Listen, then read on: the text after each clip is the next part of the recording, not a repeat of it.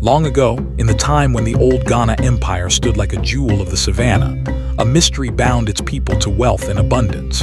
The empire flourished in gold, its markets glittered, and its fields yielded harvests so plentiful that hunger was unknown.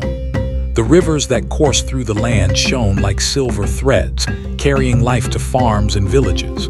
Yet behind this glory lay a covenant, whispered in fear and awe, the covenant of the serpent of the Bida tradition. The serpent was a creature of shadow and power, dwelling in the sacred waters that kissed the empire's banks.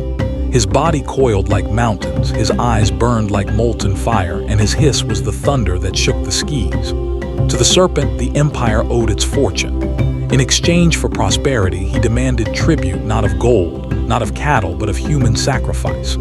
Every few years, a maiden was chosen, pure and adorned, and offered to the serpent. Through this ritual, the rivers swelled, the soil grew rich, and the empire's treasure multiplied beyond measure. For generations, kings obeyed and the people endured. They wept for their daughters but rejoiced in their wealth. The empire stood unchallenged, and the name of Ghana echoed across the sands of the Sahara. But fate is a river that never flows straight. When the time of sacrifice came again, the serpent's command echoed like a curse. The chosen maiden was no ordinary daughter of the land. She was the beloved of the crown prince, radiant as the morning sun, gentle as the flowing streams. She was the prince's heart, his joy, his promise of tomorrow. To give her to the serpent was to carve out his soul and lay it bare. The prince, consumed with fury, defied the will of the serpent. On the night of the sacrifice, when drums of mourning rolled through the empire and maidens sang the farewell song, the prince drew his sword. With eyes blazing and heart torn between duty and love, he marched to the riverbank where the serpent awaited. The serpent rose from the depths, his scales glistening like black iron, his jaws opening to swallow the offering. But before the ritual could be completed, the prince leapt forward.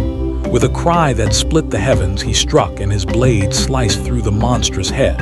The earth shook. The serpent's hiss turned to a death scream that echoed through the valleys, and in that instant the covenant shattered. The rivers that had nourished the land withdrew into the earth as though in mourning. The fertile fields cracked beneath the sun.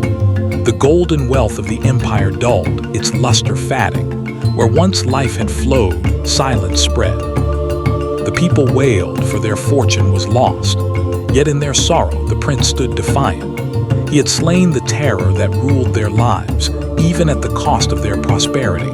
He chose love over fear, freedom over bondage.